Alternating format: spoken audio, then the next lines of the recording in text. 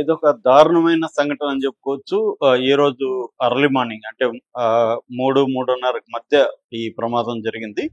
So, ఇది ప్రమాదం ఎందుకు జరిగింది? ఎలా జరిగింది? తర్వాత దీనికి కారణాలేంటి? దీని పట్ల ఎవరెవరు ఎలా స్పందిస్తున్నారు?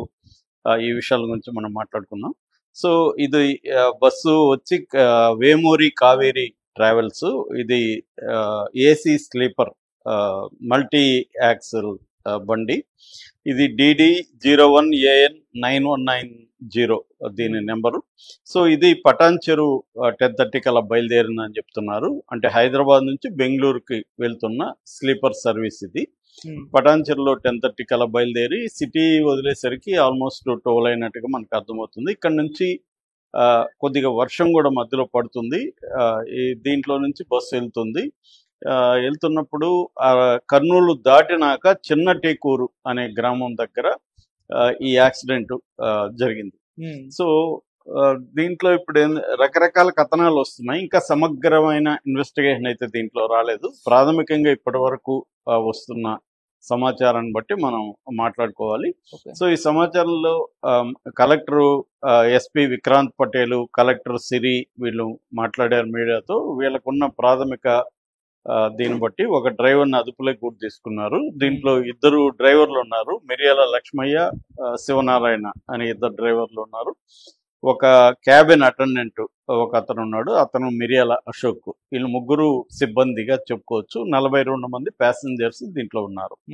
స్లీపర్ క్లాస్ కాబట్టి పడుకొని నిద్రపోతున్న, పైగా 3:30 జరిగిందని చెప్తున్నారు. ఇది కర్నూలు దాటి 20 కిలోమీటర్ల దగ్గర జరిగింది. సో ఇప్పటివరకు జరిగింది ఏంటంటే, ఒక బైక్ని ఈ వెహికల్ గుద్దిందని చెప్తున్నారు. అంటే బైక్ ముందు పోతుంది, వెహికల్ గుద్దింది. గుద్దిన తర్వాత అతను బైక్ నడుపుతున్న అతను పడిపోయి చనిపోయాడు. కానీ డ్రైవరు దాని మీద అదుపు కోల్పోయాడు, కంట్రోల్ చేయలేకపోయాడు, ఆపలేకపోయాడు బస్సుని. ఆ బస్సు ఈ బండి ఏమో బస్ కిందకి, బైక్ ఏమో బస్ కిందకి వచ్చేసింది. బస్ ఏమో ఇంకా అట్లాగే ఇతను కంట్రోల్ చేయలేక, కొంతమంది ఏమో 300 మీటర్లు అంటున్నారు, కొంతమంది లేదు కిలోమీటర్ల దూరం వరకు కూడా లాగినారు అని చెప్తున్నారు. బతికిన ప్రయాణికులు కూడా ఒక అతను మాట్లాడింది నేను చూశాను. అతను ఏం చెప్తా, ఒక పెద్ద శబ్దం వచ్చింది, మేము ఉలిక్కిపడి లేసాము, ఈ లోపల మంటలు వచ్చేసాయి, అవి నిమిషాల్లో మంటలు వ్యాపించిందని చెప్తున్నాడు.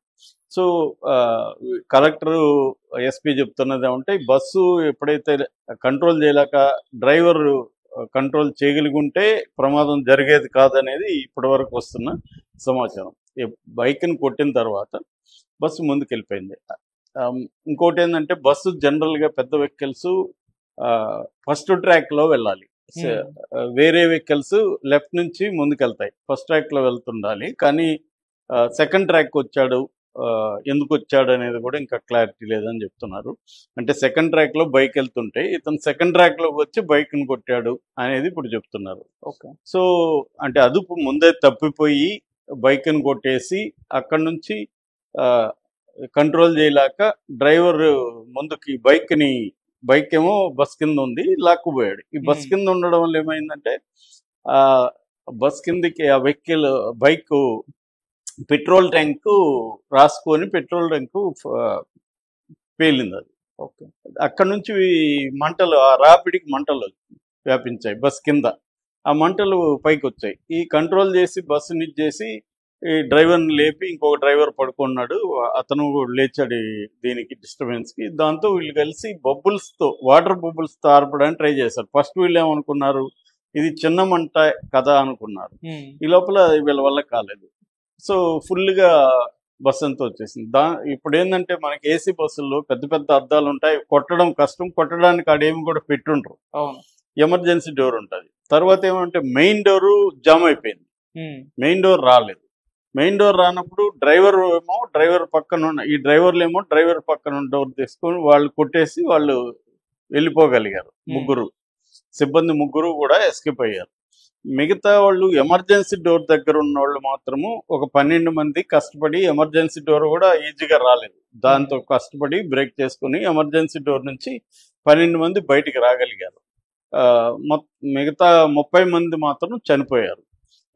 సో ఇంకొంత ఈ 12 మందిలో కూడా కొంతమంది గాయాలు తగిలాయి, అంటే బర్నింగ్ ఇవి జరిగాయి. సో ఈ 12 మందిలో ఒక ఫ్యామిలీలోనే 4 చనిపోయినారు. గోళ్ళ రమేష్, వాళ్ళ భార్య అనూష, పిల్లలు శశాంక్ అండ్ మణిహిత. వీళ్ళు 4 నెల్లూరు జిల్లాకు చెందిన వాళ్ళు. హైదరాబాద్లో బంధువులు దీపావళి చేసుకొని బెంగళూరు వెళ్తున్నారు. బెంగళూరులో అతను జాబ్ చేస్తున్నాడు, బెంగళూరు వెళ్తున్నారు. సో ఈ 4 కూడా చనిపోయారు ఒకే ఫ్యామిలీలో. ఆ వీడియో కూడా వైరల్ అవుతుంది. ఎక్కువ మంది హైదరాబాద్ వాళ్ళే చనిపోయారని చెప్తున్నారు. సో ఈ యాక్సిడెంట్ జరిగిన పద్ధతి మాత్రం క్లియర్గా బైక్ ఉండే ఆయిల్ ట్యాంక్ ఏదైతే ఉంటుందో, పెట్రోల్ ట్యాంకు, అది పేలి మంటలు వ్యాపించినప్పుడు వీళ్ళు, అంటే డ్రైవర్ ఫస్ట్ యాక్సిడెంట్ చేయడంలో డ్రైవర్ తప్పు కనపడుతుంది, చేసినా కంట్రోల్ చేయకుండా దాన్ని ఆపలేకపోవడం డ్రైవర్ ఇదే కనపడుతుంది. తర్వాత మంటలు వచ్చినప్పుడు కూడా ఇమీడియట్ గా సేఫ్టీ వీళ్ళని ఎలా రక్షించాలనేది చూడకుండా బబుల్స్ తో ఆర్పడానికి ట్రై చేయడం, దాన్ని అంచనా వేయడంలో ఫెయిల్యూర్ కూడా డ్రైవర్ లేదే కనబడుతుంది, ఆ స్టాఫ్ది కనబడుతుంది.